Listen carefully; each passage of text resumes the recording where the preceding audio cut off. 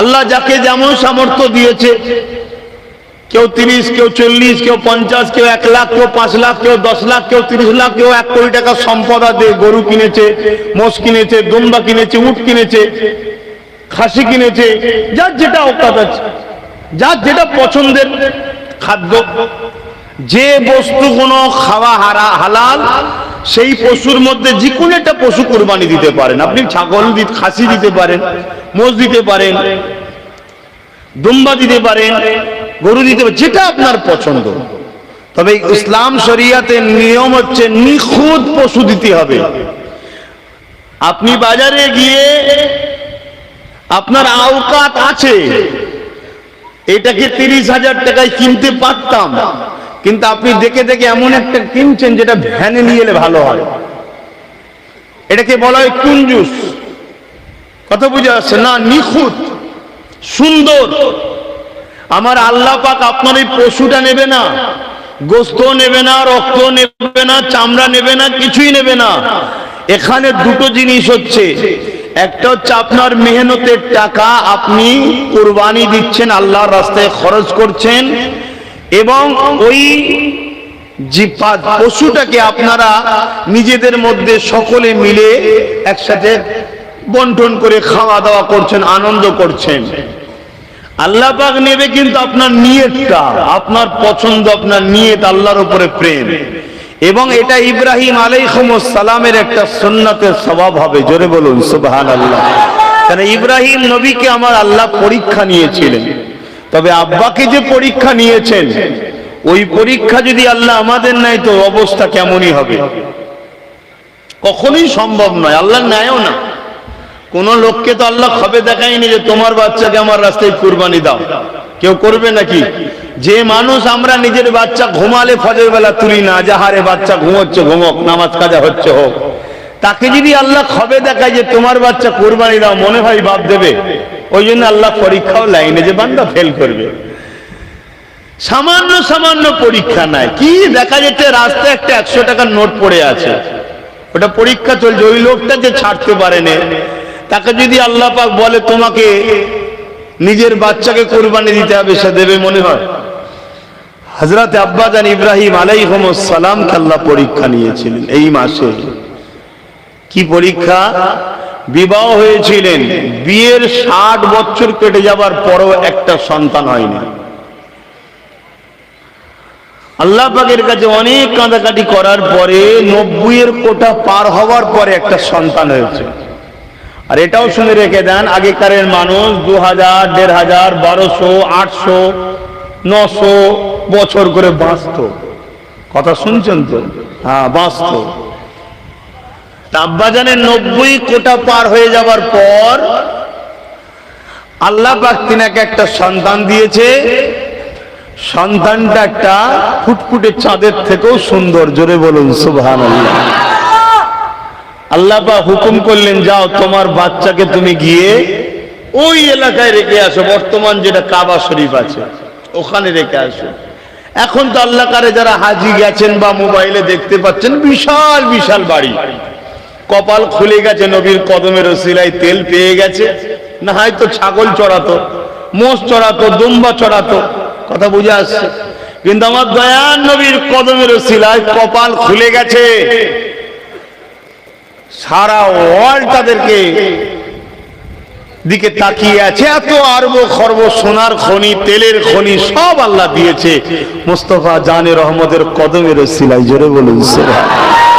আর আল্লাহ নবীও ভবিষ্যৎবাণী করেছেন যে যখন ছাগল মেষ পালকরা আকাশ ছোঁয়া বাড়ি করে ফেলবে, সেদিন জানবে কিয়ামত বড় কাছে। রাসূল এই ভবিষ্যৎবাণীও করে গেছে। কিন্তু দুঃখের বিষয়, বললেই সমস্যা, কিন্তু না বললে আবার আখিরাতে জবাব দিতে হবে। আজকে সেই জায়গায় খুতবা দিচ্ছে কে? যে একজন ইহুদিদের সঙ্গে হাত মিলিয়ে চলে, তাদের সঙ্গে সম্পর্ক। নবীর দেশে কি চলছে দেখেন। যাক, আমাদের সম্পর্ক রাসূলের সাথে। আমাদের সম্পর্ক কার সাথে? রাসূলের সাথে। আমাদের সম্পর্ক কোরআন ও সুন্নাহর সাথে। আম্মাজান হাজেরা হুজুর কি ইব্রাহিম আলাইহিস সালাম আব্বাজান আমাদের রেখে যখন ফিরে আসছে যে তুমি এখানে থাকো, আমি চলে যাচ্ছি। আম্মাজান জিজ্ঞেস করছে তার মানে? এখানে ঘর নেই, কিছুই নাই, পানি নাই, মানুষজন নাই, মরুভূমি পাথর এলাকা, আপনি এখানে আমায় রেখে যাচ্ছেন? তবে আমি জানতে চাই যেটা আপনার হুকুম না আল্লাহ পাকের হুকুম? হযরত আব্বাজান ইব্রাহিম আলাইহিস সালাম বলেছিলেন, আমার প্রাণের স্ত্রী হাজেরা, এটা অবশ্যই আমার আল্লাহর হুকুম। আম্মাজান তখন বলেছিলেন, যান, নিশ্চিন্তায় যান, আপনার থেকে অনেক বেশি আমার অভিভাবক আপনার থেকে অনেক বেশি আপন হলেন আমার আল্লাহ। জোরে বলুন সুবহানাল্লাহ। কেমন দেখুন মা আমাদের, আর আজকে আমাদের দশা কোথায়? রেখে দিয়ে চলে এলেন। 1 বছর অপেক্ষায় আছে কখন ইজাজত হবে বাচ্চাটাকে গিয়ে দেখবো। খেয়াল করুন আর আজকে আমরা কি করছি। এখানে একটা কথা বীজখানে বলে দিই, আল্লাহ পাক কোরআনে বলছেন যে তোমরা আমাকে আর আমার নবীকে ছেড়ে দিয়ে যাদেরকে বেশি ভালোবাসবে তাদের হাতে আমি আল্লাহ তোমাদেরকে জালিল করব। আজকে খেয়াল করে দেখুন, আমরা আমাদের বাচ্চাদের ঘরে বা আমাদের স্ত্রী, বাপ মা যাই বলেন না কেন, আল্লাহ আল্লাহ রসুলের থেকে যাকে বেশি প্রাধান্য দিয়েছি সেই কিন্তু তার হাতেই আমাদেরকে জালিল হতে হচ্ছে। এটা সিস্টেম। তাই আমরা যা কিছু করবো আল্লাহ আল্লাহ রসুলের জন্য। আব্বাজান হযরত ইব্রাহিম আলাইহিস সালাম প্রেম কাকে বলে শিক্ষা আমাদেরকে দিয়ে গেছে। মুসলিম জাতির পিতা হলেন হযরত ইব্রাহিম আলাইহিস সালাম। 1 বছর কেটে গেছে, হুকুম আসে না, অপেক্ষায় রয়েছে কবে আল্লাহ পাকের হুকুম আসবে। এমন সময় 1 বছর পর হুকুম এসেছে, হে আমার খলিল ইব্রাহিম, যা আমি আল্লাহ হুকুম দিলাম, তুমি তোমার বাচ্চাকে একবার দেখতে যাও, তবে মনে রাখবে কাছে যেতে পারবে না, দূর থেকে উটের পিঠে চেপে দেখবে। কি পরীক্ষা দেখুন। আল্লাহ আমাদেরকে পরীক্ষা নেবে না? নেবে না। তবে আমাদেরকে এত কঠিন নেয়নি, সামান্য একটু নেয়, এতে আমরা পেরেশান। আব্বাজান হযরত ইব্রাহিম আলাইহিস সালাম এই হুকুমটা পাওয়ার পরে উটের পিঠে চেপে হুজুর আমার রওনা দিয়ে দিলেন। দূর থেকে দেখতে লেগেছে হযরত ইব্রাহিম আলাইহিস সালাম নিজের বাচ্চাকে, 1 বছরের বাচ্চা ইসমাইল আলাইহিস সালামকে দেখে, জানটা বড় ছিঁড়াছিঁড়ি করে। কতটা দোয়া চাওয়ার পরে, এতদিন পরে আল্লাহ পাক একটা সন্তান দিলেন। হুকুম আল্লাহ রেখে আসতে হবে, রেখে এসেছি। 1 বছর পর যদি এসেছি, কাছে যাওয়ার হুকুম নাই, যেতে পারবো না এবং বেশি গুণ থাকতে পারবে না। আওয়াজ এসে যায়, ইব্রাহিম রওনা দাও। আবার আব্বা জান দেরি না করে আল্লাহকে খুশি করার জন্য আবার হুজুর আমার ফিরে আসলে।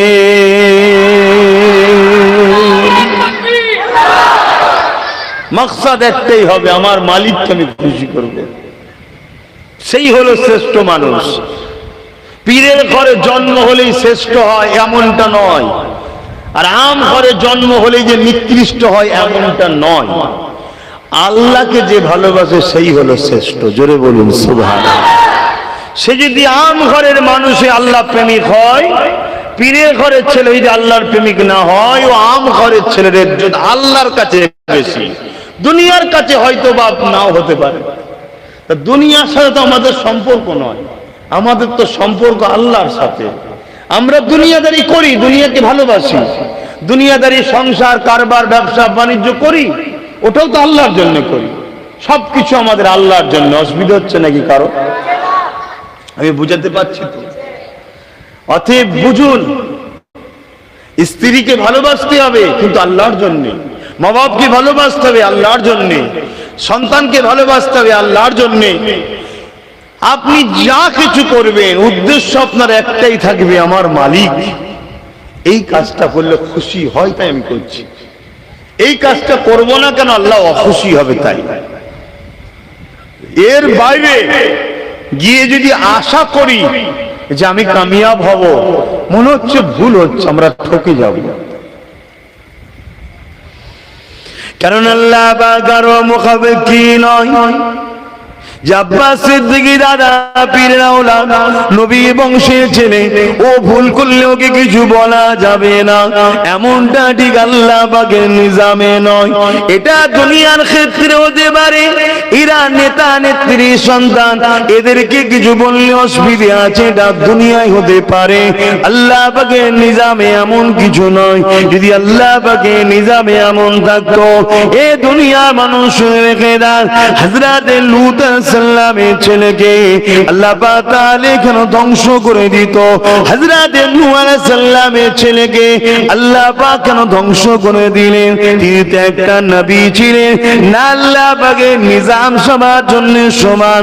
তবে হ্যাঁ, যদি কেউ অন্যায় করার পরে আল্লাহ পাকের ক্ষমাটা চেয়ে নেয়, মাথাটা নত করে দেয়, নিজের ভুলের জন্য অনুতপ্ত হয়, আল্লাহ অন্যায় করে ফেলেছি, আল্লাহ ভুল করে ফেলেছি, খাতা হয়ে গেছে, আল্লাহ আল্লাহ হালকা বয়সে গান শুনে ফেলেছি, আল্লাহ হালকা বয়সে জেনা করে ফেলেছি, আল্লাহ হালকা বয়সে সারা পান করে ফেলেছি, আল্লাহ হালকা বয়সে রক্তের গরমে এমন এমন করে পাপ কাজগুলো করে ফেলেছি।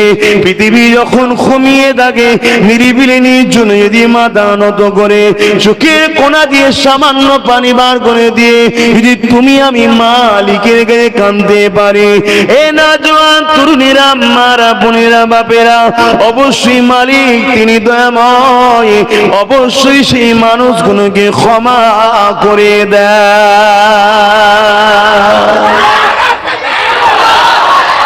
আল্লাহ, এটা হচ্ছে আমাদের নত হওয়ার জন্য হয়। কিন্তু তা বলে যেন কেউ যদি মনে করে, আমি যদি মনে করি নওয়াজবিল্লাহ যে আমার দাদা হুজুর আছে, আমি পাপ করলো, আল্লাহ আমায় কিছু করতে পারবে না, আল্লাহ আমায় ছেড়ে দেবে, নওয়াজবিল্লাহ না। আল্লাহর নিজামে এমন কোন সিস্টেম নাই। আমি ভুল করার পরে আমি যদি নত হই, হ্যাঁ রহমান মাফ করে দেবেন বলেছে। কিন্তু নত হওয়ার জন্য আপনাদের কোনো ডেট জানা আছে নাকি? অমুক দিন হওয়ার পর্ব কেন এতদিন বাঁচবো, কারো জানা আছে? তাহলে যে মুহূর্তে জানতে পারছেন ওই মুহূর্তেই নত হওয়ার জন্য চেষ্টা করুন, কেননা সময় কাউকে টাইম দেবে না। মুসলমান ঘরের ছেলে মেয়েরা, আল্লাহ নবী নূহ নবী দয়া নবী সাহাবা হুজুরকে জানিয়ে দিয়েছে, এ আমার উম্মত উম্মতিরা, এ আমার সাহাবারা, আমার উম্মত উম্মতিদেরকে জানিয়ে দেবে, আমার আল্লাহ পায়া তুই বান্দা বান্দিকে ভালোবাসে। যখন কোন বান্দা বান্দি গুনাহ করে, অন্যায় করে, আল্লাহ পাক ওই বান্দা বান্দিকে ডাকতে থাকে, ওরে আমার বান্দা বান্দি আয়, এটা ধোঁকা, তুই লোভ লালসায় পড়ে যাচ্ছি, এখানে তোর বরবাদি আছে, আয় ফিরে আয় আমার দিকে, কেন দুনিয়া আখিরা সবই আমার, তুই আমার দিকে ফিরে আয় বান্দা, তুই আমাকে মাথাটা নত করে দে, চোখে কোনা দিয়ে পানি ঝরিয়ে দে, যদি চোখ দিয়ে পানি নাও বেরোয়, কান্নার মতো দিয়ে মুখটা করে নিয়ে কেউ আল্লাহ পাকের কাছে বলে, আল্লাহ পাক ক্ষমা করে দিয়ে ভুল করে ফেলেছি, আল্লাহ পাক অন্যায় করে ফেলেছি, ক্ষমা করে দি। এ আমার নওজওয়ানেরা, কেন কাঁদো না আল্লাহর কাছে, কেন ক্ষমা চাও না আল্লাহর কাছে? পৃথিবীর রাজা মহারাজারা আসামি খোঁজে এমন করে শাস্তি দেবে বলে, আর আমার আল্লাহ দৈনিক তোমাকে আমাকে ডেকে ডেকে বলে, আয় আমি আল্লাহ তোদেরকে ক্ষমা করে দেব। আরো জোরে বলুন সুবহান।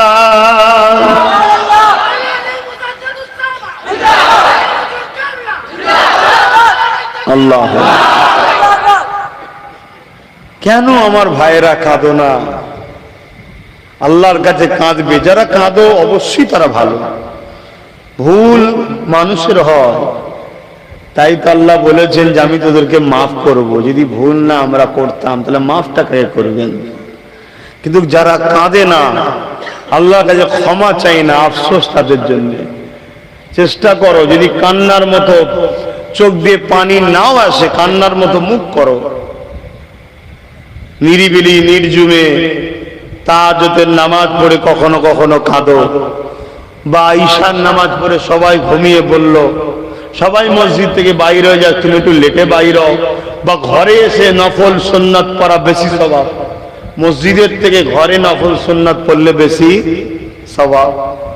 কেন ঘরকেও নামাজের আবাদ করতে হয়, কিন্তু ফরজ নামাজ মসজিদে জামাতের সঙ্গে পড়লে একা পড়ার থেকে 27 গুণ সওয়াব বেশি। জোরে বলুন সুবহানাল্লাহ।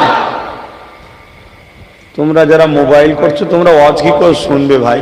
মোবাইল গুলো রেখে দিও, ওয়াজ শুনো, তবে মাইন্ডটা ঠিক থাকবে, না ওখানে কোথায় মেসেজ এসছে, সমস্যা হচ্ছে, তোমাদের মন ছটফট করছে। আখিরি জামানা ভাই, দাজ্জালের ফিতনা শুরু হয়ে গেছে। আল্লাহ নবী বলেছে দুনিয়ায় সব থেকে ভয়ানক ফিতনা হলো দাজ্জালের ফিতনা, সব থেকে ভয়ানক ফিতনা দাজ্জালের, সেই ফিতনা শুরু হয়ে গেছে। ঈমানদাররা তারা তাদের বাচ্চাদের ঘরে, তাদের মেয়েদের ঘরে জাহান্নাম থেকে বাঁচাতে পারবে না, রুখে রাখতে পারবে না, এমন একটা ফিতনার সময় এসে গেছে। হাজারো চেষ্টা করার পরও তারা জাহান্নামের দিকে চলে যাবে। তো সেই একটা সময় যখন তোমরা একটা মাহফিলে জমায়েত হয়েছে, লক্ষণটা ভালো, খারাপ না, একটু মন দিয়ে শোনো, দুটো আল্লাহর কথা শুনে যদি দিলটাতেও তোমাদের ভেতরে ভেতরে একটু মহব্বত টান হয়, আমার জানার দরকার নেই, আমাকে দেখাবারও দরকার নেই, সব তিনি সব দেখছে, সব জানছে, তোমার মনের মধ্যে কি হচ্ছে সব তিনি জানেন, আমার মনের মধ্যে কি হচ্ছে সব তিনি জানেন। তিনি যদি খুশি হয়ে যায় তা আবার কে তোমায় রুখবে? সব তো তিনার। আহা, তবে হ্যাঁ, আলেমদের সঙ্গে থাকলে লাভ আছে, কেননা আলেমরা কোন নবীদের ওয়ারিস, আল উলামা ওয়ারাসাতুল আম্বিয়া। আরেক রাতে আল্লাহ নবী জানিয়ে দিলেন, কিয়ামতের দিনে আল্লাহ আওয়াজ দিয়ে বলে দেবে, আলেমদের সম্বন্ধে ঘোষণা দেবে, হিসাব নিকাশ হতে লাগবে। জান্নাতীরা জান্নাতে চলে যাবে, জাহান্নামীরা জাহান্নামে চলে যাবে, কিন্তু আল্লাহ পাকের আরশের নিচে একদল বান্দারা দাঁড়িয়ে থাকবে।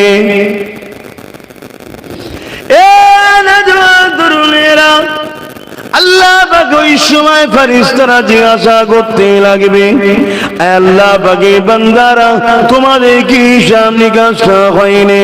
তারা বলতে লাগবে, হ্যাঁ হিসাব নিকাশ হয়ে গেছে, এখানে তাহলে কেন দাঁড়িয়ে আছো? ওই সময় তারা বলতে লাগবে, আল্লাহ পাক একটা ওয়াদা করেছিলেন, ওই ওয়াদার কিছু কাজ বাকি আছে।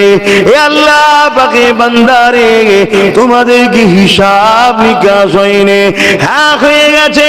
কোথায় ঠিকানা? আল্লাহ দয়া করে জান্নাত দিয়েছে, তাহলে জান্নাতে না গিয়ে কেন দাঁড়িয়ে আছো? আলেম বান্দারা বলতে লাগবে, আমরা তো জান্নাতে যাব না। ফেরেশতারা বলতে লাগবে, তাহলে কি তোমরা জাহান্নামে যাবে? আলেম তো তারা, কোন আলেমের কথা বলছি?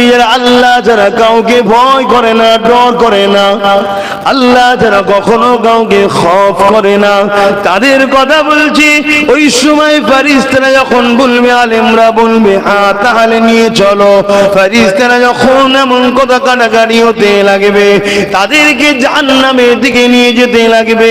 ওই সময় জাহান্নাম চিৎকার দিয়ে বলতে লাগবে, ও আমার আল্লাহ পাক, কাদেরকে আমাদের কাছে নিয়ে আসা হচ্ছে? যাদের হৃদয়ে আপনার মহব্বতের আগুন জ্বলছে, এরা যদি জাহান্নামের মধ্যে আসে, এদের অন্তরে যে মহব্বতের আগুন জ্বলছে, ওই আগুনে আমি জাহান্নাম পুড়ে যাব। আল্লাহ পাক ওই সময় ফেরেশতাদের বলতে লাগবে, ওরে আমার ফেরেশতারে, কেন ওনাদেরকে নিয়ে যাও? কি হয়েছে, কি কথা, কেন তোমরা নিয়ে যেতে লেগেছো? ওদেরকে জিজ্ঞাসা করো, কেন জান্নাত যেতে চাইনে? ওই সময় আলেমরা বলতে লাগবে আল্লাহ পাক আমাদেরকে দুনিয়া জমিনে এক শ্রেণীর মানুষ ভালোবেসেছিল, মহব্বত করেছিল। আমরা যেখানে নসিহত করতাম সেখানে গিয়ে তারা বসে যেত, আমাদেরকে তারা পিয়ার করত, আমাদেরকে তারা উজুর পানি দিয়ে দিত, আমাদেরকে তারা দস্তখান বিছিয়ে দিত। গল্প বলছেন, হাদিস শোনাচ্ছি, শুনে রেখে দেন। আমাদেরকে তারা প্রেম করতো, ভালোবাসতো। কেননা তাদেরকে আপনার বাণী শোনাতাম, আপনার নবীর কথা শোনাতাম। এক কথায় আমি আপনাকে ভালোবাসতাম, আপনার হাবিবকে ভালোবাসতাম। এই জন্যে তারা আমাদেরকে ভালোবাসতো।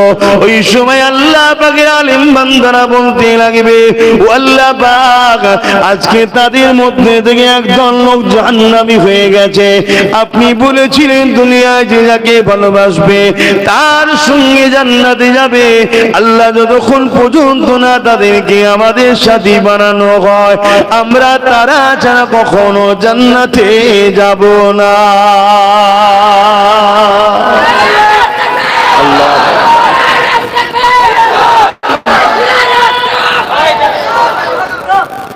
অবশ্যই খুশির কথা শুনে তাকবীর দেওয়া, সুবহানাল্লাহ বলা, এটা অবশ্যই ভালো জিনিস। সময় দিকে খেয়াল রেখে একটু বলতে দেন। আল্লাহ পাকের আলেম বান্দাদের এই কথা শুনে আল্লাহ বলবে, ফেরেশতা ওরা সত্য বলছে, আমি তো ওয়াদা করেছিলাম দুনিয়ায় যে যাকে ভালোবাসবে তার সঙ্গে থাকবে। আজ আমার আলেম বান্দাদেরকে যারা ভালোবেসেছিল, ভালোবাসাটা কার জন্য হয়? আল্লাহর জন্য। তাহলে অবশ্যই তারা কেন তাদের সঙ্গে যাবে না? যাও ওই আলেম গুলোকে নিয়ে যাও, রাতের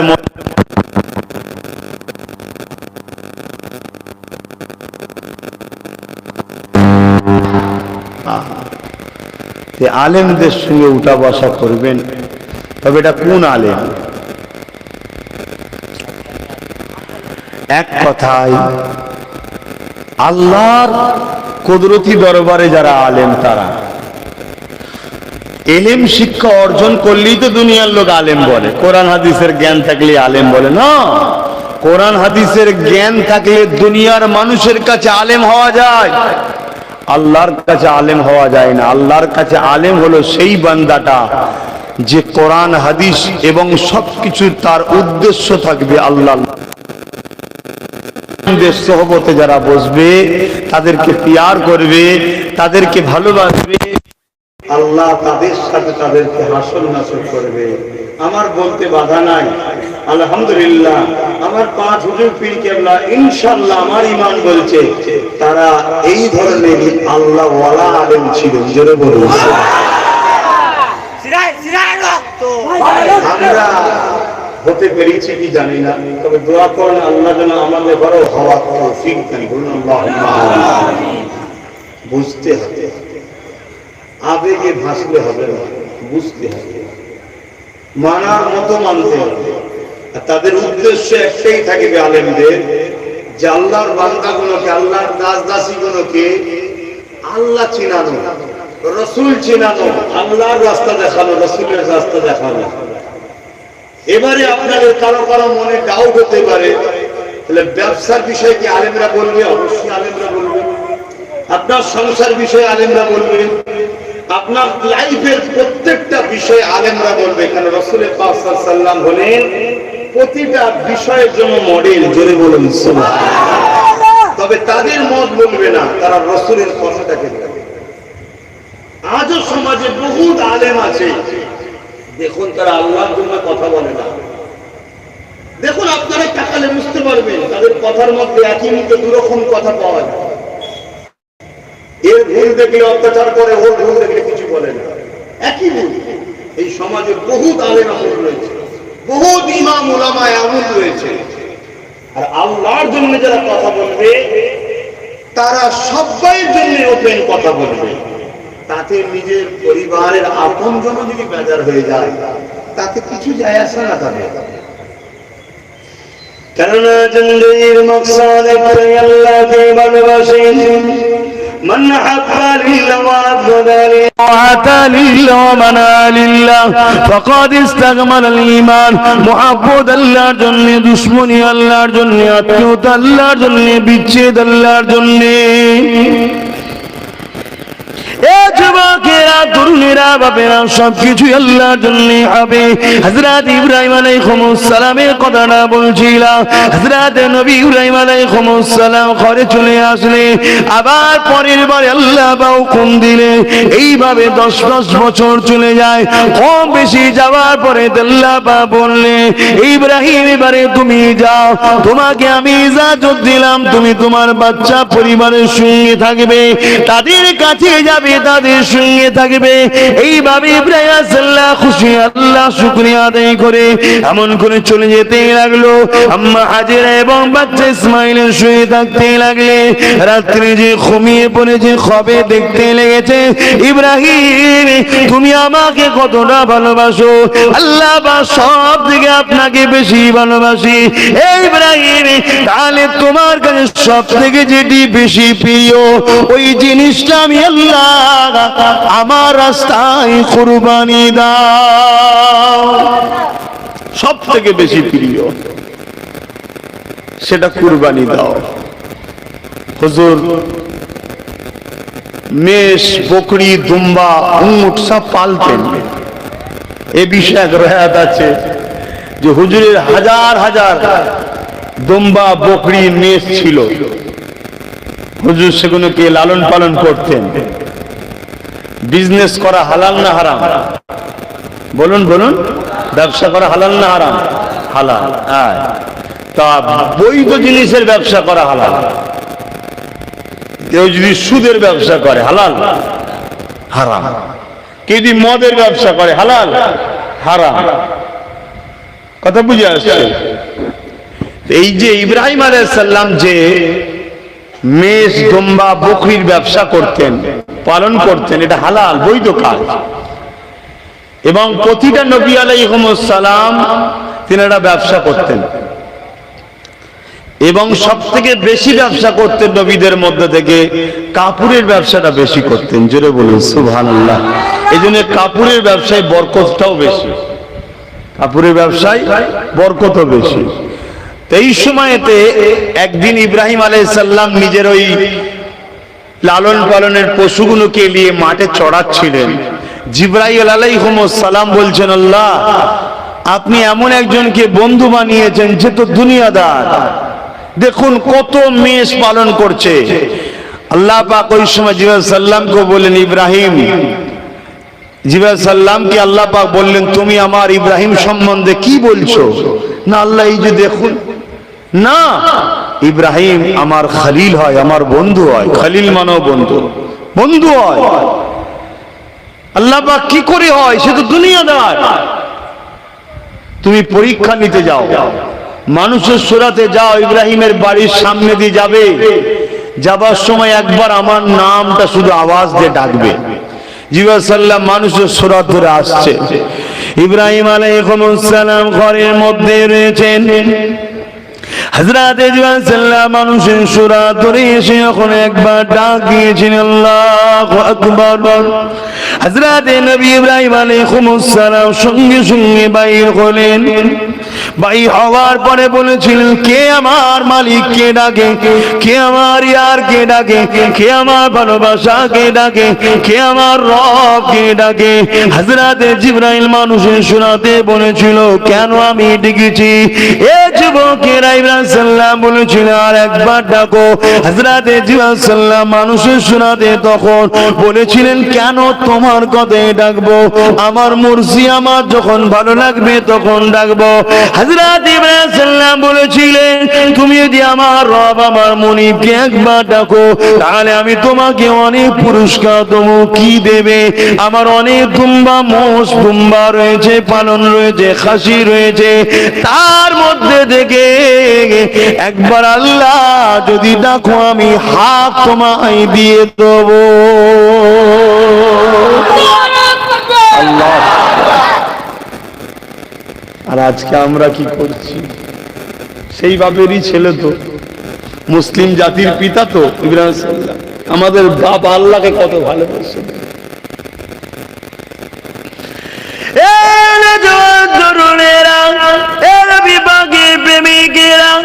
হযরত সাল্লামের কথা শুনে হযরত সাল্লাম অবাক হয়ে গেলেন, আল্লাহু আকবার বলে ডাক দিলেন।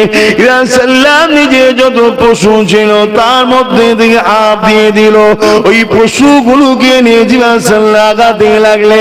এমন সময় আবার বলতে লেগেছে, আল্লাহ পাকের নামটা আর একবার ডাকতে থাকো। হযরত জিয়া সাল্লাম মানুষের সুরাতে তখন রয়েছে, এ আল্লাহ পাকের বান্দার এবারে যদি ডাকি তুমি আমাকে কি দেবে বলো, আরো যা রয়েছে আমি সেগুলো তোমাকে দিয়ে দেব। এ নওজওয়ানেরা, হযরত জিবরাইল সাল্লাল্লাহু ডাক দিলেন, বাকি পশুগুলো দিয়ে দিল। জিবরাইল সাল্লাল্লাহু সব নিয়ে চলে যেতে লেগেছে। এমন সময় সাল্লাম যে বলতে লেগেছে, আর একবার আমার মাহবুবের নামটা নাও। আরে আমার আল্লাহ পাকের নাম তুমি নেবে, আমি তোমাকে বারবার দিতে থাকবো। এবারে তুমি কি দেবে? আমাদের বাপ আল্লাহকে কত ভালোবেসেছিল দেখো, আর আমরা দুনিয়ার লোভ লালসায় বিদেশিদের চক্রান্তের শিকার হয়ে, আজ গুস্তাখে রাসূলের শিকার হয়ে আমরা নিজেদের লাইফটাকে বরবাদ করে দিলাম।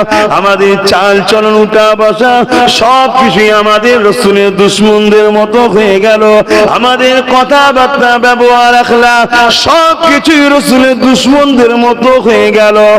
আজ তারা সোশ্যাল মিডিয়া এবং প্রিন্ট মিডিয়া বিভিন্ন ভাবে আমাদের আখলাকগুলোকে তুলে আল্লাহ নবীর আখলাকের উপরে তারা আঘাত দিতে লেগেছে। অথচ জমিনের উপরে এমন কোন মানুষ আসেনি যার সম্বন্ধে সৃষ্টিকর্তা বলে দিয়েছে ইন্নাকা লাআলা খুলুকিন আযীম।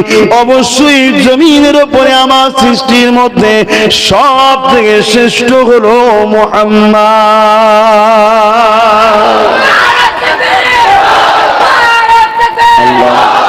সেই নবীর উম্মত আজ আমাদের আখলাক দেখুন কেমন। লোক আমাদের দেখে নবীকে ছোট বড় কথা বলছে। আহা,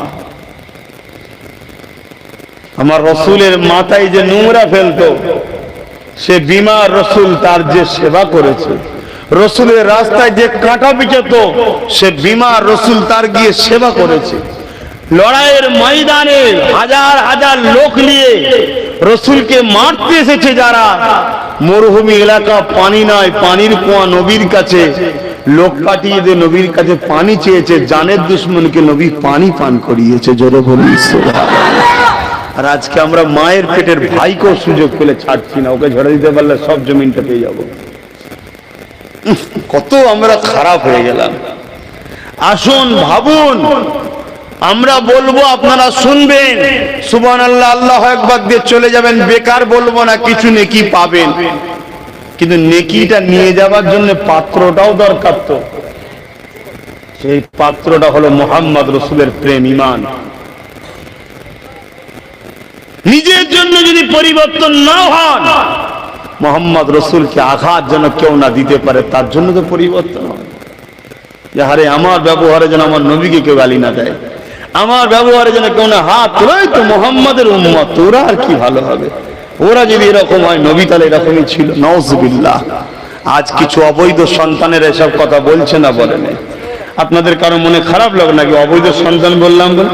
আমার কথা নয় বাপ, কোরআনের কথা। কোরআন বলেছে পৃথিবীতে ওই মানুষগুলো শুধু রাসূলুল্লাহর বিরোধী করে যারা হলো জারজ সন্তান। বলুন নাউযুবিল্লাহ। কারা? জারজ সন্তান যারা। কথা বুঝে আসছে? তারা ছাড়া অন্য কেউ রাসূলের গুস্তাখি করবে না। আল্লাহর কোরআন এটা।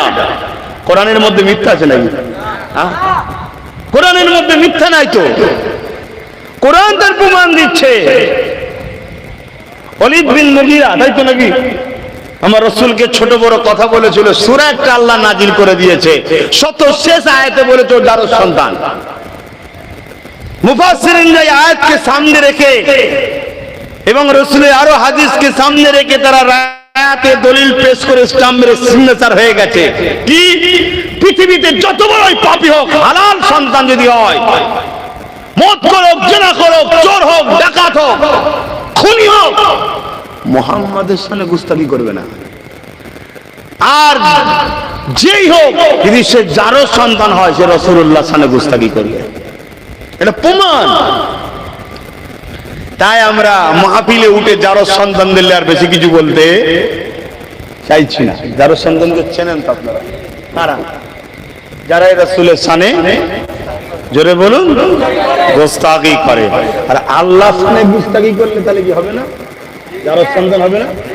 এরকম যারও সন্তান আমার দেশে, আমার রাজ্যে আছে না নাই? আছে, থাকবে।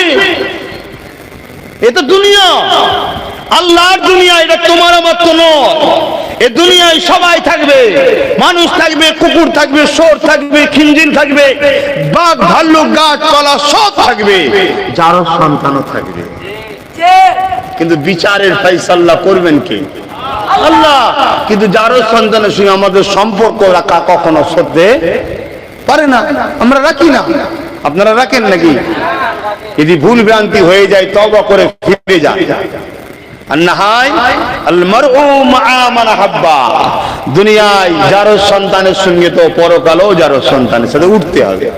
হয়তো আপনি হালালি, আপনি গুস্তাখি রাসূল করেননি, কিন্তু যারও সন্তানের সঙ্গে আপনার উঠা বসা, বন্ধুত্ব, আপন, সহযোগিতা, হেল্প, ভালোবাসা, কিয়ামতের দিনে কিন্তু তার সঙ্গেই উঠতে হবে আপনাকে। কথা কিছু বুঝতে পারছেন? আর কিয়ামতের দিন প্রত্যেকটা দলের আমিরকে, লিডারকে, ইমামকে আল্লাহ আগে ডাকবে। তা আমাদের ইমাম দাদা হুজুরকে আগে ডাকবে, আর দাদা হুজুরকে ডাকার আগে ডাকবে সিদ্দিক আকবরকে, রাসূলুল্লাহ শ্বশুরকে প্রথম ডাকবে। এক রায়াতে আছে, সিদ্দিক আকবরকে দেখে আমার আল্লাহ এত খুশি হয়ে যাবে যে ওই রকম একটা বিচারের মাহফিল, যেখানে সমস্ত নবীরাও নফসি নফসি করবে। যখন এই বিচার শুরু হবে, সিদ্দিক আকবরকে ডাকা হবে। সিদ্দিক আকবরের লাইফ স্টাইল আল্লাহ তো সবই জানে। যখন শুরু হবে, আল্লাহ এত খুশি হয়ে যাবে যে আল্লাহ পাক বিচারকে সহজ করে দেবে সবার জন্য। জোরে বলুন। কিন্তু মনে রাখবেন, সবার ছাড় আছে, দুই শ্রেণীর লোকের ছাড় নেই। এক, আল্লাহর সঙ্গে যারা গুস্তাখি করে, শরীক করে, শিরক শরীক করে। দ্বিতীয় হলো গুস্তাখে রাসূল যারা। আর এই দুটোর মধ্যে আবার মাফ করবেন, আল্লাহরই নিজাম এটা। যদি কেউ শিরক করে, তাকেও হিদায়াতের আল্লাহ দেখায় আল্লাহ, কিন্তু গুস্তাখে রাসূলকে কখনো আল্লাহ হিদায়াতের রাস্তা দেখায় না। এটা আল্লাহরই সিস্টেম। কেন? আল্লাহ ভালোবাসে রাসূলকে, তাই। আর একটু বলবো না, দোয়া করে দেবো? অসুবিধা হচ্ছে না তো? কেন আমি অনেকদিন পরে জলসা করছি তো একটু কিছু অসুবিধা হবে। এটা রানিং হয়ে গেলে আবার ঠিক হয়ে যাবে। বাবেরা, নওজওয়ান তরুণেরা, হযরত ইব্রাহিম আলাইহিস সালামের কথা বলছিলাম। এ নওজওয়ানেরা, হযরত জিবরাইলকে যখন আবার বলে, তুমি আবার আমার আল্লাহ পাকের নাম হযরত জিবরাইল মানুষের শোনাতে তখন কি দেবেন আপনি? আমি যদি আল্লাহ পাকের নাম লি, কারণ আপনার যা ছিল সবই তো দিয়ে দিয়েছে। আল্লাহ নবী হযরত ইব্রাহিম আলাইহিস সালাম কি বলেছিলেন শুনে, এ তুমি যদি আমার আল্লাহ পাকের নাম নাও, এই যে পশুগুলো তোমাকে তো দিয়ে দিলাম, এগুলো লালন পালন করার জন্য তো লোক লাগবে। আমি নিজেকে দান করে দেবো, তোমার সাথে চলে যাব, তোমার বাড়ি গিয়ে পশুগুলোকে লালন পালনের কাজে নিযুক্ত করে দেবো।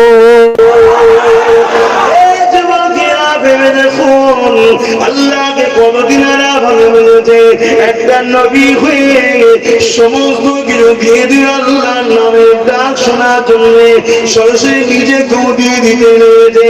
সেই ইব্রাহিম নবীকে আল্লাহ পরীক্ষা নিয়েছিল, এই ইব্রাহিম তোমার মুহাব্বতের জিনিসটা আমার রাস্তায় কুরবানি দিয়ে দাও। হযরত ইব্রাহিম আলাইহিস পরের দিন উঠে 100 দুম্বা কুরবানি দিয়েছে। আবার দ্বিতীয় রাতে খবর দেখতে লেগেছে, আবার পরের দিনে 100 কুরবানি করতে লেগেছে। ইখতিলাফ রয়েছে 300 বা 200 এমন করে কুরবানি করে দিয়েছিল।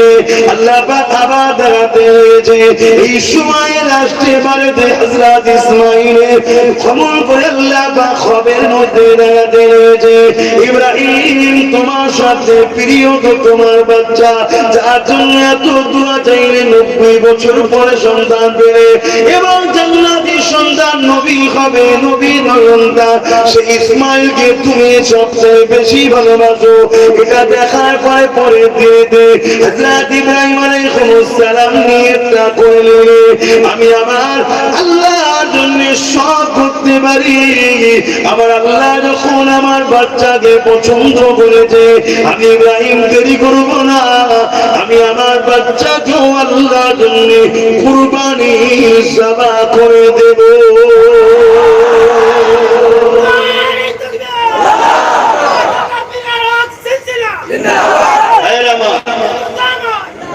সেকুলারের নামে, সেকুলারের নামে, সভ্যতার নামে, মডার্নের নামে কেউ যদি আল্লাহ থেকে অন্য কাউকে প্রেম দেখায়, তাহলে সে আমার নজরে মানবরূপী পশু ছাড়া কিছু না।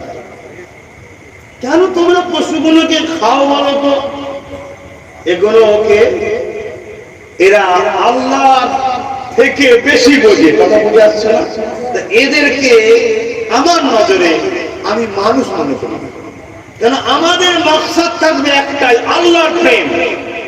আল্লাহ আমাদেরকে যখন প্রেম পরীক্ষা দিয়েছে, আজকে আমি দীর্ঘ 2.5-3 বছর ধরে এটা খাসি খেয়েছিলাম,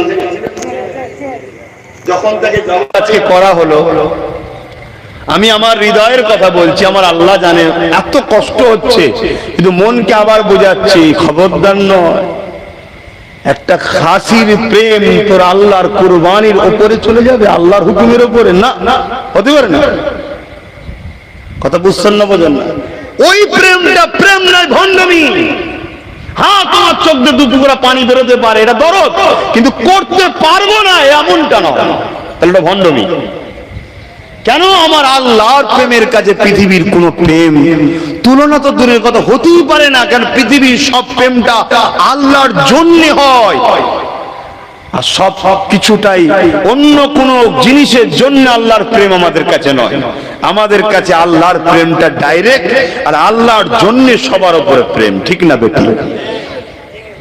তাই আল্লাহর হুকুম, ইব্রাহিম নবী আল্লাহ যখন হুকুম করেছে আমার কোনো আপত্তি নাই, এটা হলো প্রেম। যে আরে বাচ্চাটা, আরে ইব্রাহিম কেমন লোক, নিজের ছেলেকে, এগুলো সেকুলারের নামে মানবরূপী শয়তান ছাড়া আর কিছু নয়, এগুলো সভ্যতার নামে মানবরূপী পশু ছাড়া আর কিছু নয়। আরে তুমি কি বোঝো? এই সৃষ্টিগুলো তো তোমার নয়, কোন সন্তান তো তার বাপের নয়, ওটা তো মাধ্যম একটা, সবটাই তো আল্লাহ। জোরে বলুন সুবহানাল্লাহ। সৃষ্টি তো আল্লাহ করেছে, সে যখন তার সৃষ্টিকে জবাই করার হুকুম দিয়েছে, আমি বাপ হয়ে আমার এত দরদ কিসে? আল্লাহর সৃষ্টি করেছে, তার বেশি দরদ না আমার বেশি দরদ? হ্যাঁ, আল্লাহর দরদ, তার সৃষ্টি। ইব্রাহিম আলাইহিস সালাম রেডি হলেন, কিন্তু মনের মধ্যে হলো একবার ছেলেকে জিজ্ঞেস করি, আমি তো নিয়েতে পাকা, কিন্তু ছেলেকে শোনাই, নিয়েতে আমার নরণচরণ নয়, শোনাই। এটাও আল্লাহর ইচ্ছা। তোমায় কি বাচ্চা দিয়েছি তুমি জেনে নাও ইব্রাহিম, তুমি একা আমায় ভালোবাসো তা নয়, তোমার বাচ্চাটাও আমায় ভালোবাসো, তোমার থেকে বেশি ভালোবাসো, তারও প্রমাণ হয়ে যাবে। জোরে বলুন সুবহানাল্লাহ, নাউজুবিল্লাহ। ভুল মানে নেবেন না, একজন জবাই করছে, একজন জবাই হচ্ছে, দুটো প্রেম কিন্তু আসমান জমিনের পার্থক্য। জবাই করাটা আর জবাই হওয়াটা দুটো এক নয়। যে তোমাকে আমি যে নিয়ামত দিয়েছি, আলহামদুলিল্লাহ, প্রেমের জায়গায় এই জায়গায় সব পরীক্ষায় তোমার থেকে আগিয়ে যাবে, সে যে পিছবে তা নয়, সেটাও তুমি দেখে নাও। আল্লাহ পাকের হিকমত আল্লাহু আলাম, আল্লাহ ভালো জানে। তা বাপ ইব্রাহিম আলাইহিস সালাম জিজ্ঞেস করছে, বাবা এই সব দেখেছি বাবা, আল্লাহ তোমাকে তার রাস্তায় জবা করতে বলেছে। ছেলে বলছে, আব্বা এ তো খুশির কথা, এতে দেরি কিসে, আমি তৈরি আছি, আপনি দেরি করবেন না কেন? আল্লাহর হুকুম, আল্লাহর হুকুমে কখনো মানে কি বলে গাফলতি করা, অবহেলা করা, ঢিলেমি করা উচিত নয়। চলুন। আল্লাহ নবী হযরত ইব্রাহিম আলাইহিস সালাম আল্লাহ পাকের শুকরিয়া আদায় করলেন। আল্লাহ এত সুন্দর একটা সন্তান আপনি দিয়েছেন। এখানে আর একটা বিষয় হতে পারে যে এত সুন্দর বাচ্চা জানার পরও ইব্রাহিম কি করে জবাই করবে? যে বাচ্চাটা আল্লাহর জন্য এত প্রেমিক তাকেই আবার জবাই করতে হবে, এটা একটা বড় পরীক্ষা। হযরত ইব্রাহিম আলাইহিস সালাম স্ত্রীকে বললেন, বাচ্চাকে সাজিয়ে দাও। সাজিয়ে দেওয়া হলো, সাথে করে নিয়ে রওনা দিলেন, মিনার দিকে যেতে লেগেছেন। এমন সময় ইবলিস শয়তান এসে আম্মা জান হাজেরাকে ধোঁকা দিতে লেগেছে। এ হাজেরা, তুমি কি জানো তোমার স্বামী তোমার বাচ্চাকে কোথায় নিয়ে গেছে? এটা তো আমার জানার প্রয়োজন নয়, কেননা সে তো তার আব্বা হয়, সে কোথায় নিয়ে যাবে আমি কেন জানতে চাইব? এ হাজেরা, তুমি শোনো, তোমার বাচ্চাকে ইব্রাহিম জবা করতে মিনায় নিয়ে যাচ্ছে, কেননা তোমার স্বামী ধারণা হলো আল্লাহ পাক নাকি তোমার বাচ্চাকে তার রাস্তায় কুরবানি করতে বলেছে। আম্মা জান হাজেরা কি উত্তর দিয়েছিলে? আম্মা জান হাজেরা বলেছিলে, পৃথিবীতে অনেক বাচ্চা রয়েছে, কারো বাচ্চাকে আল্লাহর পছন্দ নয়, হাজেরার বাচ্চাকে আল্লাহ পাকের পছন্দ হয়। এতে হাজেরা বড় নিজেকে সৌভাগ্যবান মনে করে।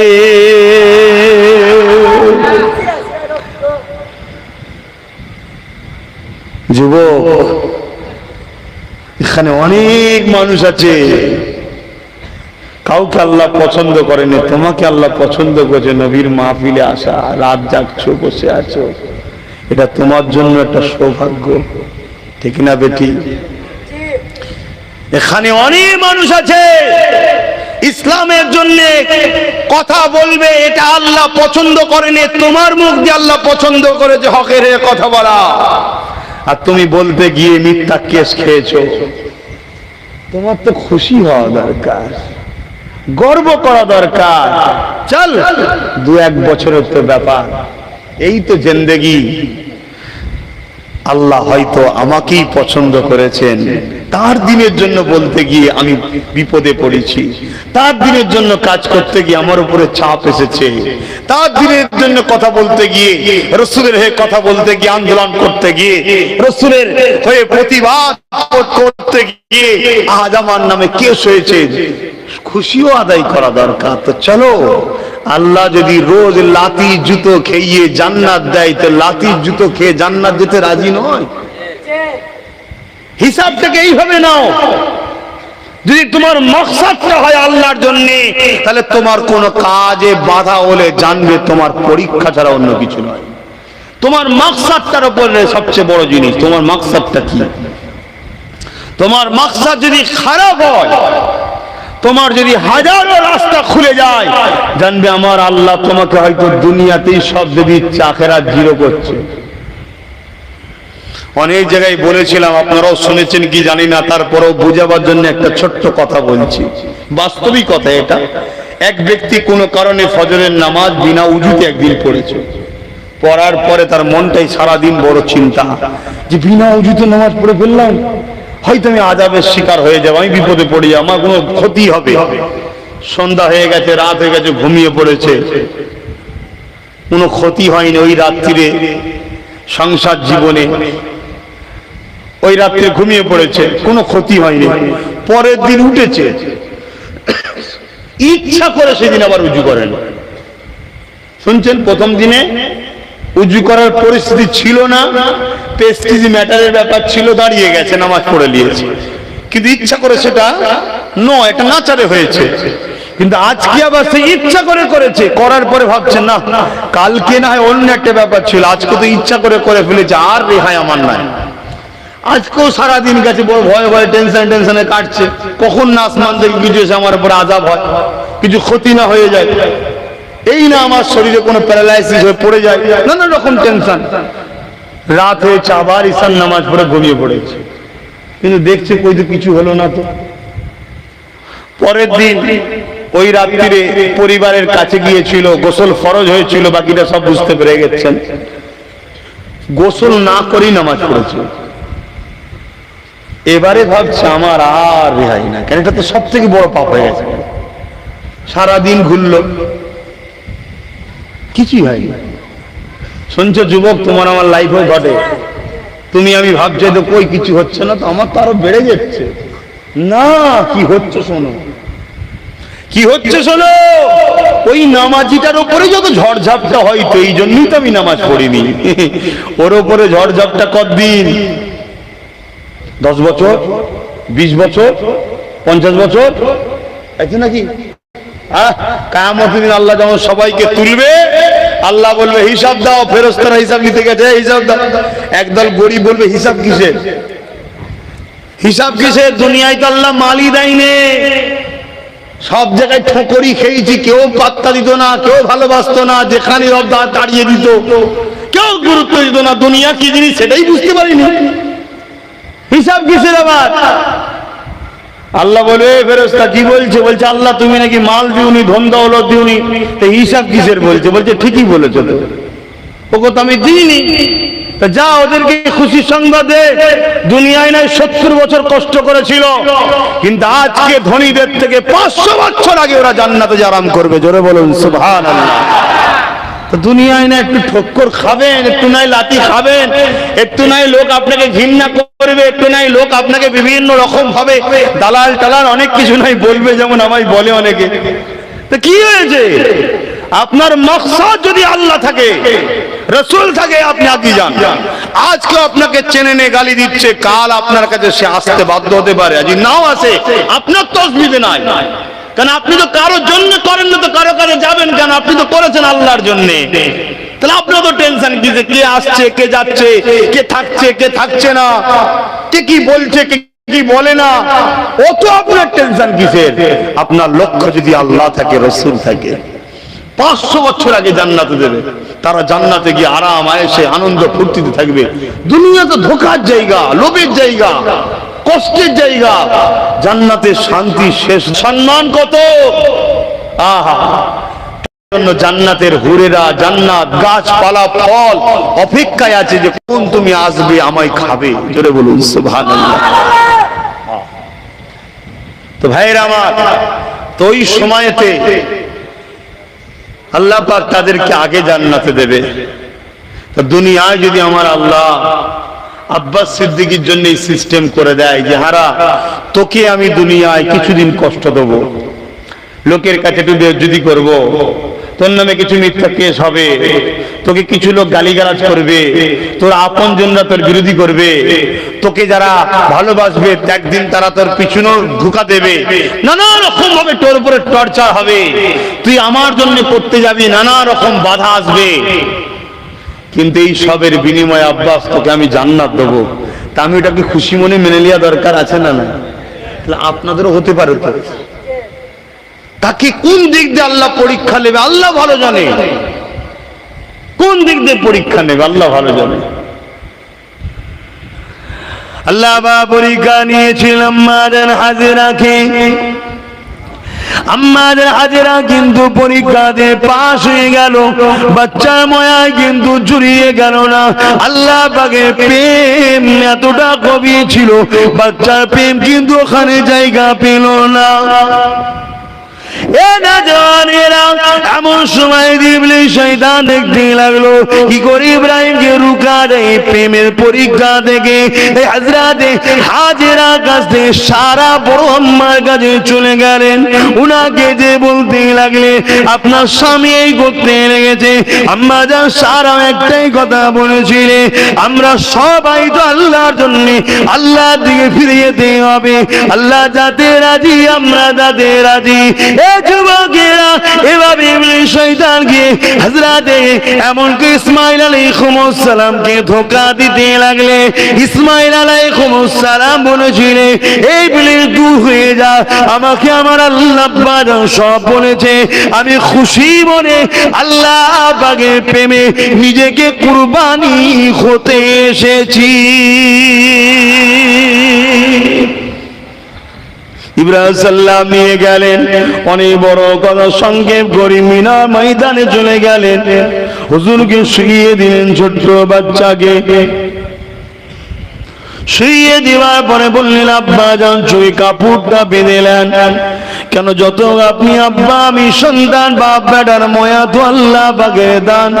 না জানি আপনার জবাই করতে গিয়ে হাতটা যদি কেঁপে যায়, আর আল্লাহ যদি বলে, ইব্রাহিম রে কেমন তুই আমায় ভালোবাসলি, আমার এই দিওয়া নিয়ামতকে আমার জন্য জবাই করতে হাত কাঁপলো কেন?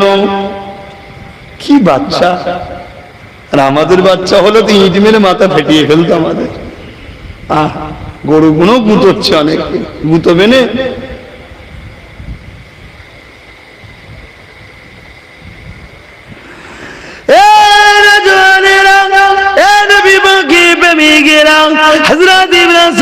তরোয়াল চালিয়ে দিলেন, চোখটা বেঁধে দিয়ে তরোয়াল কেল্লা বা হুকুম করে দিল, চলবি না, তরোয়ালে ক্ষমতা নাই, বাচ্চা ইসমাইলের গলাতে চলবে। এমন সময় ইব্রাহিম নবী চোখের কাপড় খুলে দিয়ে তরোয়ালটাকে একটা পাথরে আঘাত করলো, দেখলো পাথরটা দুটুকরো হয়ে গেল। এমন করে ধার যে নাই তা নাই, ধার তো অনেকটাই রয়েছে। তারপরে এমন করে ইসমাইল আলাইহিস সালাম বলতে লেগেছে, আব্বা আমার হাত পাটাকে আপনি বেঁধে দিন, না জানি জবাইয়ের কষ্টটা কতটা কষ্ট। ওই সময় যদি পাটা ছড়তে যে আপনার গায়ে লেগে যায়, না জানি বিয়াদবিটা হয়ে যেতে পারে। পাটা বেঁধে দেন, পাটা বেঁধে দিয়া হলো, আবার জবাই শুরু করা হলো। কিন্তু আল্লাহ হুকুম করে দিয়েছে, আমার ইসমাইলের গলায় চলবে না, তরোয়ারের ক্ষমতা নাই, কি করে চলতে পারে? এই জন্য আবার কাটলো না। ইব্রাহিম নবী তরোয়ালটাকে এমন করে পাথরের উপরে আবার আঘাত দিল, পাথরটা দুটুকরো হয়ে গেল। ওই সময় ইসমাইল নবী আব্বা জানকে বলতে লেগেছে, আব্বা জান আরেকটা কথা। কি কথা? আমার এমন করে পার হাতটা খুলে দেন কেন রে বাবা? না, দুনিয়ার মানুষ বলতে লাগবে ইসমাইল তার আল্লাহকে এতটা ভালোবাসতে পারেনি যে হাত পা বেঁধে তার বাপ জোর করে জবাই করে দিয়েছে। যেমন আজকাল কিছু যারা সন্তান আমার নবী সম্বন্ধে বলছে, দেখছেন না? এরকম আছে না? নাই ভুলভাল বলবো তো?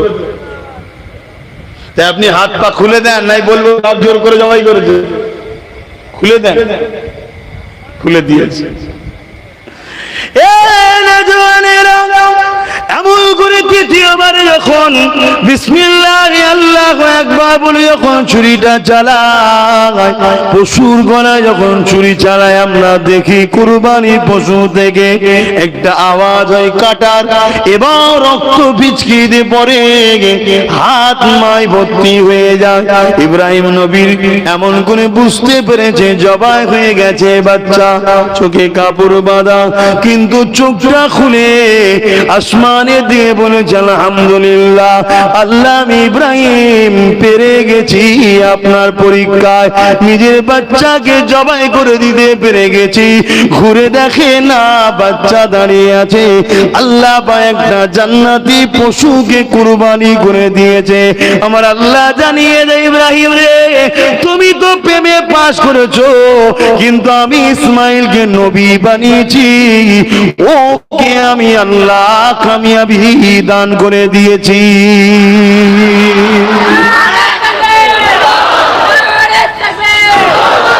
সেই রেওয়াজ থেকে আমাদের এই কুরবানি চলে আসছে।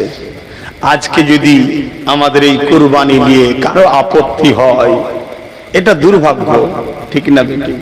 কিন্তু অন্য কোন ধর্মের মানুষের ধর্মের কাজে আমাদের কখনো আপত্তি আছে না? কেন আপত্তি নাই?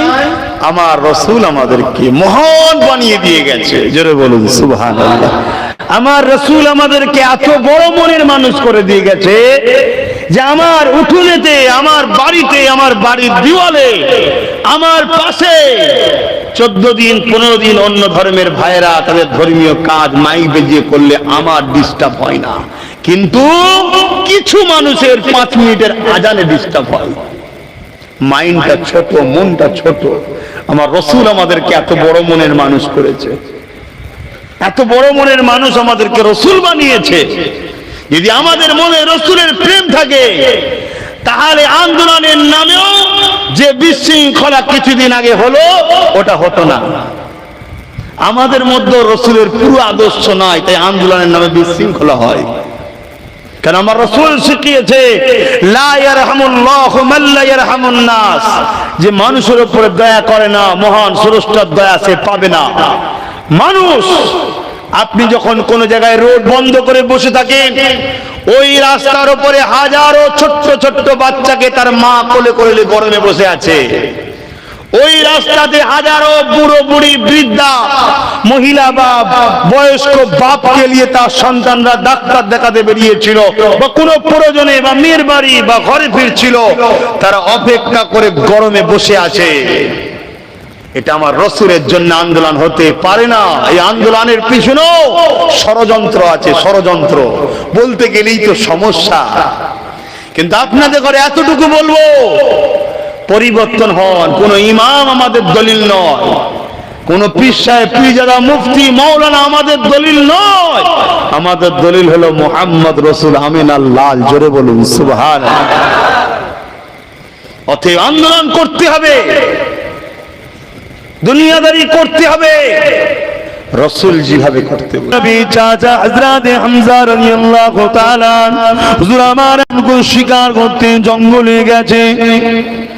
ছোট মধ্যে একটা হরিণীকে দেখতে পেয়েছে, তার দিকে নিশানা যখনই লাগায় সে লাফিয়ে লাফিয়ে লাফিয়ে লাফিয়ে চলে যায়।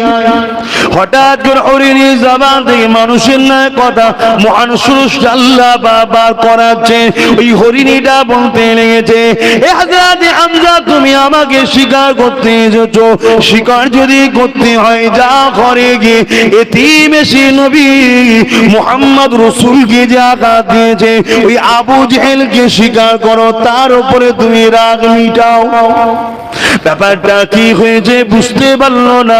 ওখানে ঘরে ফিরে এসে খোঁজ নিল যে তিন নবী মুহাম্মদকে আবু জেহেল আঘাত করেছে, কষ্ট দিয়েছে। ওই কথাটা শোনার সাথে সাথে হযরত হামজা তখন নবীকে নবী বলে মানে নে, এক আল্লাহ পাকের উপর ঈমান আনে নে, আমার রাসূলুল্লাহকে রাসূল বলে তখন মানে নে। এই কথাটা শুনে সুজা চলে গেছে আবু জেহেলের কাছে।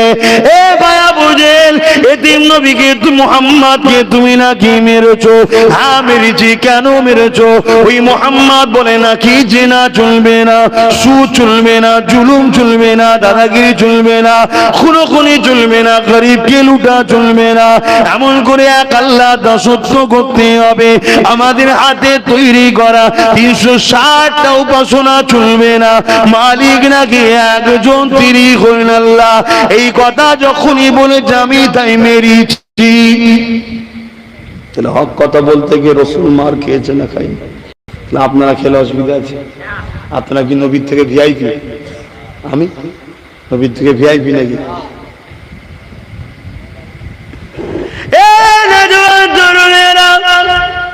এমন সময় দেখা যায় হযরত হামজা আল্লাহ নবীর পক্ষ থেকে আবু জেহেলের মাথায় আঘাত করলো, মাথাটা ফাটিয়ে দিল। এটা ইসলামের কালচার নয়, এটা জাহিলিয়াত যুগের কালচার। যারা এক আল্লাহকে না মানতো তাদের কালচার ছিল এটা। এটা আমার নবী কখনো বলে না। উপরন্তু কি হয়েছে দেখুন, হযরত হামজা যখন মেরে দিয়ে ফিরে এসেছে নবীর কাছে, মুহাম্মদ তুমি কেঁদো না, মন খারাপ করো না, তোমার আব্বা নাই আম্মা নাই তো কি হয়েছে, আমি তো রয়েছে, তোমাকে মারবে ছেড়ে তুমি, এটা হতে পারে না, আমি প্রতিশোধটা নিয়ে এসেছি। আল্লাহ নবী শুনে বলছেন কি করেছেন চাচা? না আমি আবু জেহেলকে মেরেছি। আল্লাহ নবীকে বলেছিলেন চাচা আমি বড় ব্যথা আবার পেয়ে গেলাম, কেন আমি মুহাম্মদ প্রতিশোধ নিতে আসিনি, আমি মুহাম্মদকে আল্লাহ আরসালনাকা ইল্লা রাহমাতাল লিল আলামিন করে পাঠিয়েছে। আপনি কেন প্রতিশোধ নিলেন ভাই? তোমাকে খুশি করার জন্য তো করলাম। আল্লাহ নবী বলেছিলেন দিলেন চাচা, আপনি যদি আমাকে প্রকৃত খুশি করতে চান তাহলে যিনি আপনাকে বানিয়েছেন তিনাকে মেনে নেন, পড়ে নেন লা ইলাহা ইল্লাল্লাহ মুহাম্মাদুর রাসূলুল্লাহ, আমি তাহলে বড় খুশি হব। সঙ্গে সঙ্গে আমার নবীর হাতে হাতে হযরত হামজা এক আল্লাহ দাসত্ব স্বীকার করে নবীকে রাসূল বলে মেনে নিয়ে কলেমা পড়েছিলেন। এটা হচ্ছে রাসূলের আদর্শ। প্রতিশোধ লিয়া ইসলাম পছন্দ করে না।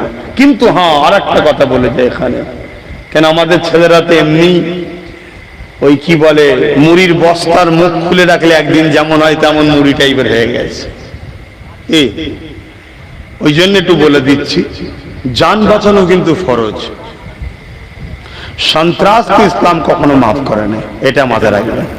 সন্ত্রাসকে ইসলাম কখনো মাফ করে না। হ্যাঁ, যদি সে ক্ষমা চেয়ে পরিবর্তন হতে চেয়েছে, ইসলাম তাকে দায়িত্ব নিয়ে তার জায়গায় পৌঁছে দিবার কথা বলেছে। জোরে বলুন সুবহানাল্লাহ। কিন্তু তোমায় কেউ যদি আঘাত করতে আসে, জান বাঁচাবার জন্য তুমি প্রতিরোধ করতে গিয়ে যদি বদর হয়ে যায়, কিছু করার নাই, ওটা শরিয়াতে যায়। জোরে বলুন সুবহানাল্লাহ।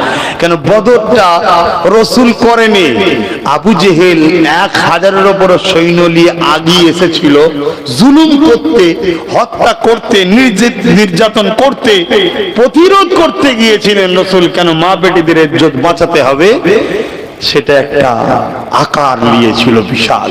এটা শরিয়াতে জায়েজ। জোরে বলুন সুবহানাল্লাহ। আপনাদের মনে হচ্ছে অসুবিধা হচ্ছে? হ্যাঁ হচ্ছে। আমার ভাই আছে আর একজন, তাই তো এসে গেছে। তাহলে আমার ফুফুতো ভাই হযরত মাওলানা মোহাম্মদ মুন্নাফউদ্দিন ভাইজান, আমার ফুফুতো ভাই, তিনি আছেন। তিনি শেষ নাকি? সংক্ষেপে তিনিও বলবে, কেন রাত তো বেশি করলে আবার হবে না। দরুদ শরীফ আল্লাহুম্মা সাল্লি আলা সাইয়্যিদিনা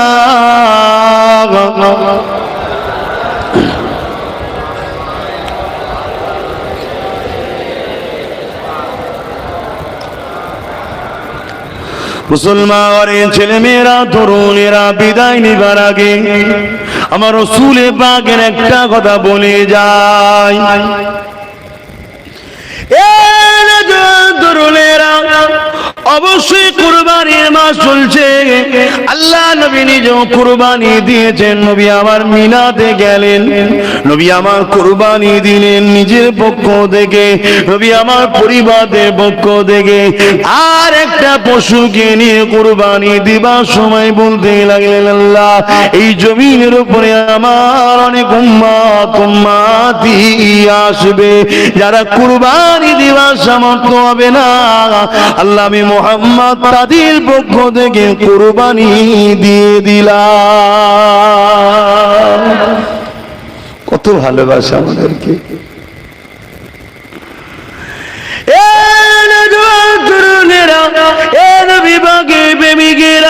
সেই নবীকে ভালোবাসো, সেই নবীর কথা মেনে চলো, সেই নবীকে মডেল বানা, সেই নবীর দিকে আগে আসুন, যিনি তামাম জিন্দগিটা তোমার আমার জন্য আল্লাহ পাকের কাছে কেঁদেছে, তিনি তামাম জীবনটা তোমার আমার নাজাতের জন্য আল্লাহ পাকের কাছে কেঁদেছে। যখনই কেঁদেছে চোখে পানির কারণটা কি? আর রাসূলুল্লাহ নবী আমার বলেছেন, আমার উম্মত উম্মতি, আমার উম্মত উম্মতি, আমার উম্মত উম্মতি। এ যুবকেরা, তরুণীরা, আব্বারা, আজ আমরা আমাদের কর্মের দোষে আমার নবীর দুশমনরা আমার নবীর বিরুদ্ধে বলার সাহস পায়। আজ আমাদের গাফলতির জন্য আমার নবীর দুশমনেরা আমার নবীর বিরুদ্ধে কথা বলতে সাহস পায়। অথচ সিদ্দিক আকবর যখন তামাম পৃথিবীর অর্ধেক পৃথিবীর যখন এমন কোন ইমাম হয়েছিলেন, অর্ধেক পৃথিবী যখন শাহ হয়েছিলেন, অর্ধেক পৃথিবী যখন খলিফা হয়েছিলেন, অর্ধেক পৃথিবী যখন পাওয়ারটা পেয়েছিলেন, ওই সময় মুসাইলামাতুল কাজ্জাব বলে একজন খাতমে নবুয়াতের বিরোধী করেছিল।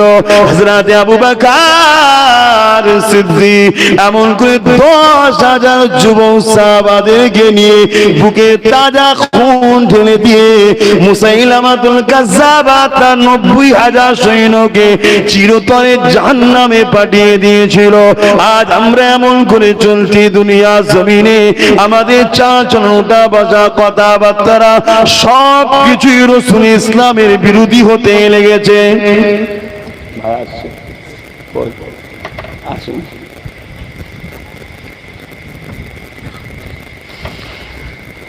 যাক, আর কথা বাড়াবো না। আমার বয়সও বড় এবং আমার ফুফুতো ভাই হয়। কোনো আত্মীয়তা না থাকলেও একজন যখন পরে কেউ ওয়াজ করতে আসে, তাকেও আল্লাহ যে মর্যাদা দিয়েছে সেই মর্যাদাটা রাখারও দায়িত্ব আমার। তাহলে তিনিও আমার মর্যাদাটা রাখবে, স্বাভাবিক। তাই আমি এখানেই ছোট করছি। তবে একটা ছোট্ট কথা বলে যাই, শেষ কথা এটাই, সবকিছুর উপরে আল্লাহ আল্লাহ রসুলকে প্রাধান্য দিন। ভালো লেগেছিল আব্বাস সিদ্দিকী জিন্দাবাদ বলেছিলাম, ভালো লেগেছিল অমুক সিদ্দিকী জিন্দাবাদ বলেছিলাম, ভালো লেগেছিল অমুক ইমাম জিন্দাবাদ বলেছিলাম।